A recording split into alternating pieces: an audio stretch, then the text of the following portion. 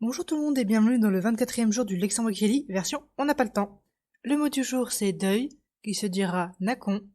Ça vient plus ou moins de mots qui sont déjà existants, avec l'idée de dépasser la mort de quelqu'un. La phrase d'exemple du jour c'est tu reviendras quand tu auras fini ton deuil, qui se dira lei nlusoe kein lei tep omale leik nakon. Alors c'est un peu complexe, dès que c'est la personne qui voulait faire des trucs simples et rapides. Lei, on connaît, c'est tu. Nlusoe. Donc le petit N au début, c'est pour la répétition. J'ai réussi à le mettre en valeur, mais j'ai pas forcément réussi à mettre en valeur les autres aspects que je voulais parce que c'est un peu mélangé en français. Mais lusso en lui-même, c'est donc venir. Nluso, revenir. Lusoe, viendra. Donc dans le futur. Donc Nlusoe reviendra. Kein, quand. Il n'y a pas de distinction entre le Kein interrogatif et le Kein d'ici et le Kein normal. C'est le contexte qui va indiquer duquel il s'agit, un peu comme en français. Donc lei à nouveau tu. Tep, c'est une particule qu'on place devant le verbe pour indiquer une action terminée.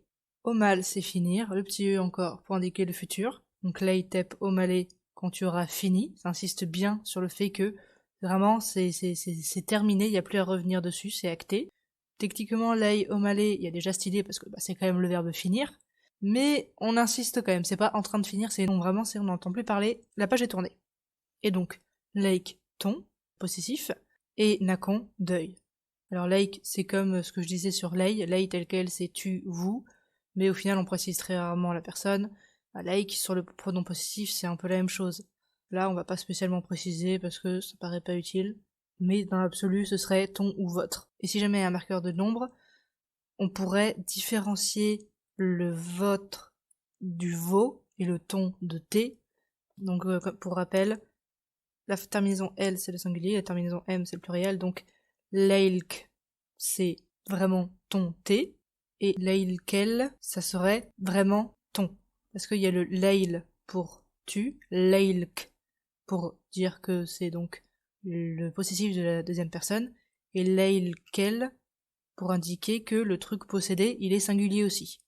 Et sur cette construction, vous pouvez normalement faire le reste en ajoutant plus ou moins des E pour faciliter la prononciation. Parce que leikl, bon, c'est possible, mais c'est compliqué. Voilà pour aujourd'hui.